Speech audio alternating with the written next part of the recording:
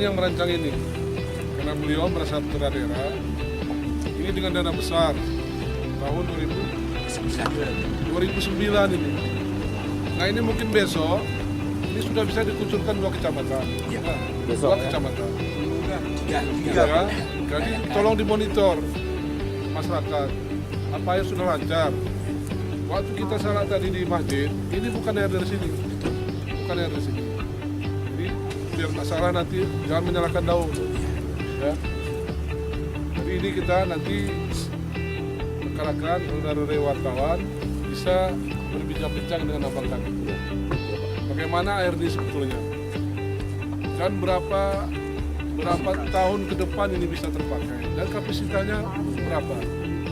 Mudah-mudahan seluruh ibu kota kecamatan dan seluruh masyarakat bisa menikmati air minum, yang layak minum. Bukan air bersih ya. Air bersih banyak di mana-mana. Air minum.